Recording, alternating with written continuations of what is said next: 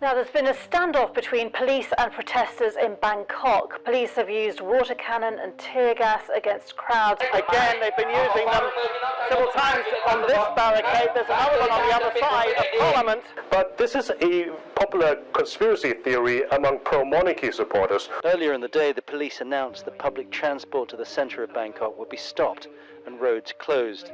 Anyone found to be participating in the protests, they said, would be arrested and charged. As many countries are battling against COVID-19, Thailand has successfully curbed the virus. However, on July 18, a large demonstration was organized by the Free Youth. The protest held at the Democracy Monument in Bangkok is one of the largest demonstrations since the 2014 Thai coup d'etat.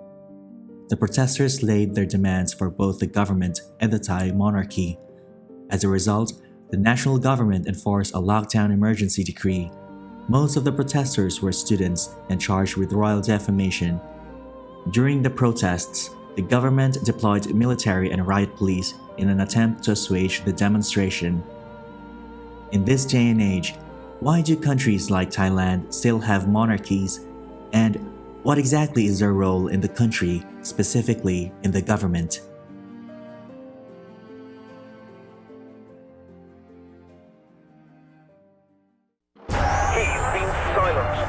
There's been no hint of compromise. The New South Wales is currently facing the biggest challenge to its rule just yet.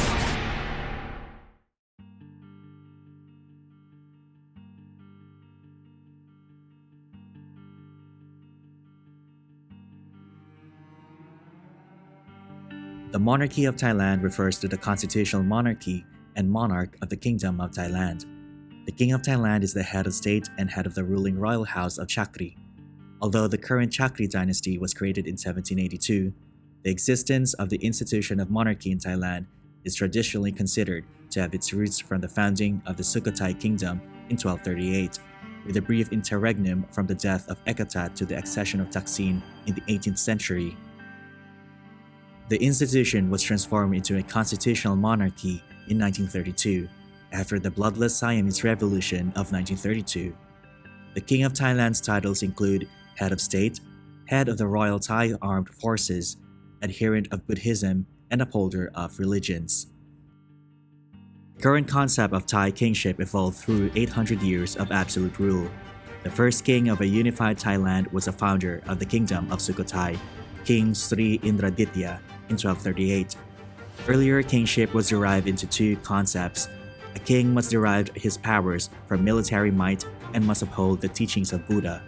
It was until 1279 when King Ramkhamhaeng ascended to the throne, who created the concept of paternal rule. During the Ayutthayan period, the idea of kingship changed. Due to ancient Khmer tradition in the region, the Hindu concept of kingship was applied to the status of the leader. Brahmins took charge in the royal coronation. The king was treated as a reincarnation of Hindu gods. The king, portrayed by state interests as a semi-divine figure, then became an object of worship and veneration to his people. In 1782, King Buddhayodhva Chulalongkorn ascended the throne and moved the capital from the Thonburi side to the Bangkok side of the Chao Phraya River. There he established the House of Chakri, the current ruling dynasty of Thailand. During the Ratanakosin period, the Chakri kings tried to continue the concepts of Ayutthayan kingship, once again emphasizing the connection between the sovereign and his subjects. On the other hand, they continued to not relinquish any authority of the throne.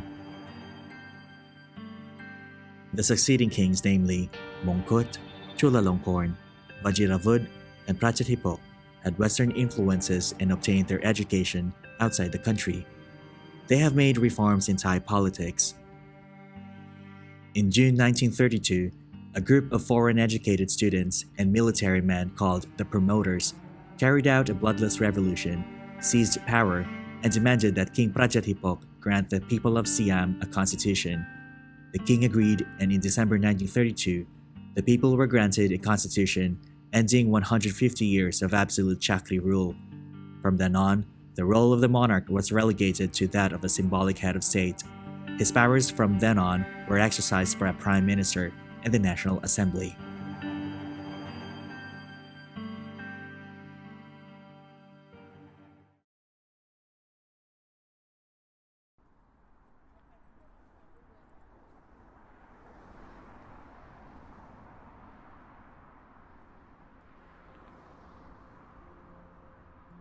The government of Thailand is the unitary government of the Kingdom of Thailand. The country emerged as a modern state nation after the foundation of the Chakri dynasty in the city of Bangkok in 1782. The revolution of 1932 brought an end to absolute monarchy and replaced it with a constitutional monarchy. From then on, the country was ruled by a succession of military leaders installed after the coup d'etat, the most recent in May 2014, and a few democratic intervals. The 2007 constitution, drafted by a military-appointed council but approved by a referendum, was annulled by the 2014 coup makers who run the country as a military dictatorship. Thailand has so far had 17 constitutions. Throughout, the basic structure of government has remained the same. The government of Thailand is composed of 3 branches: the executive, the legislative, and the judiciary. The system of government is modeled after the Westminster system. All branches of government are concentrated in Bangkok, the capital city of Thailand. From May 2014 until July 2019, Thailand was ruled by a military junta, the National Council for Peace and Order, which partially repealed the 2007 constitution, declared martial law and nationwide curfew, banned political gatherings, arrested and detained politicians and anti-coup activists, imposed internet censorship, and taken control of the media. On March 24, 2019, Thailand voted in the 2019 Thai general election, supporting a spread of opinion across many political parties vying to be in government. The monarchy and the royal family continues to command huge respect in Thailand, with its influence peaking during the Bhumipol Adulyadej reign. He wielded a great deal of popular respect and moral authority, which was used at times to resolve political crises. The monarch's official home is the Grand Palace. However, the present king lives primarily in the Chitralada Palace in Bangkok. The monarch's household was managed by the Bureau of the Royal Household and his finances by the Crown Property Bureau, but are being transferred to direct control by the monarchy. The Prime Minister, head of the executive branch, is also the leader of the Cabinet of Thailand. The Prime Minister, therefore, retains the prerogative to appoint or remove any minister he or she so chooses. As the most visible member of the government, the Prime Minister represents the country abroad and is the main spokesperson for the government at home. The Prime Minister's official residence is Pitsalunok Mansion, a mansion in the Dusit district of Bangkok. Under the legislative branch, the Thai government has the following: National Assembly, the Senate, and the House of Representatives. The judiciary of Thailand is composed of 4 distinct systems: the military court, which has expanded its power since May 22, 2014, the Court of Justice system, the administrative court system, and the constitutional court.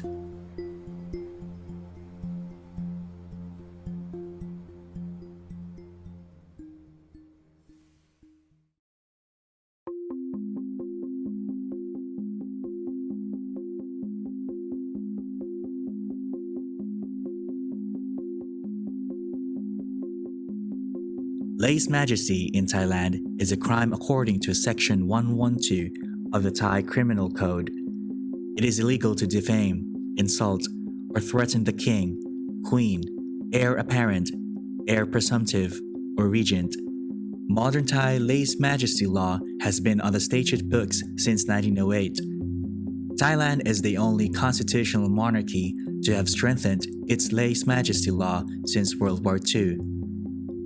With penalties ranging from 3 to 15 years imprisonment for each count, it has been described as the world's harshest lèse-majesté law and possibly the strictest criminal defamation law anywhere. Its enforcement has been in the interest of the palace. The law has criminalized acts of insult since 1957. there is substantial room for interpretation, which causes controversy. Broad interpretation of the law reflects the inviolable status of the king, resembling feudal or absolute monarchs. Thailand's Supreme Court decided the law also applies to prior monarchs. Criticism of any Privy Council member has raised the question whether lèse-majesté applies by association. Even attempting to commit lèse-majesté, making sarcastic comments about the king's pet, and failure to rebuke an offense have been prosecuted as lèse-majesté. The United Nations Working Group on Arbitrary Detention determined that the pre-trial detention of an alleged lèse-majesté offender violated international human rights law. Pleading guilty, then asking for a royal pardon, is seen as the quickest route to freedom for any accused. In 2006 and 2007, there were notable changes in the trend. Those targeted by lèse-majesté complaints included more average citizens who were given longer jail sentences. Human rights groups condemned its use as a political weapon and a means to restrict freedom. The 2014 junta government granted authority to army courts to prosecute lèse-majesté, which has usually resulted in secret trials and harsh sentences.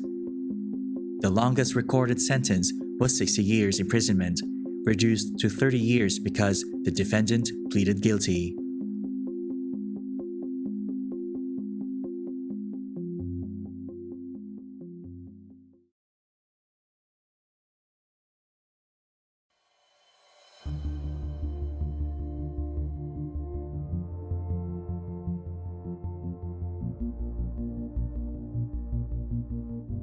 Thailand's political instability is well documented, but it has entered uncharted territory as some students and activists have directed their protests squarely at the monarchy, an institution previously held as sacred. The Thai monarchy is fiercely guarded by a draconian law, punishable by years in prison for the slightest criticism. The military and the monarchy have forged a historic alliance dating back to the rule of former dictator Field Marshal Sarit Tanarat, who wanted to lend legitimacy to his government, and a young king Bhumibol Adulyadej or Rama IX, who, at the time, lacked political influence. Since the October 2016 death of Bhumibol, Thailand's new king Maha Vajiralongkorn has moved to consolidate political power, representing a clear departure from his father's style, who preferred to rule via proxies and was considered, quote, above politics, end quote. Vajiralongkorn has moved to assume control over billions of dollars of assets from the Crown Property Bureau and the command of the 1st and 11th Infantry Regiments based in Bangkok. However, Vajiralongkorn is not viewed by some as his father's son, particularly in terms of status and stature. Part of this can be explained by his absence, spending considerable time in Germany, or the recent palace intrigue that spilled out in the open. During the August 11 rally, protesters revealed a manifesto with 10 demands, including repealing Thailand's lèse-majesté law that protects the monarchy from criticism, the nullification of Article 6, which shields the king from potential legal action, cutting the budget of the royal palace, and ending a long tradition in Thai schools of overtly praising the monarchy. This is not a movement that exists in the shadow of a king with significant moral legitimacy. There is no looming enemy, ideology, or demon for the government to rationalize a heavy hand. This is not a movement that can be split into a simple binary of rich and poor, red or yellow. The public face of discord is young, and that is not uncommon in Thailand. There is a generational divide, particularly among those that share traditional values that hold elders in high esteem, but the demographics of protests are mixed, urban and rural, of both the middle class and the working class. And for the moment, they show no signs of disappearing anytime soon.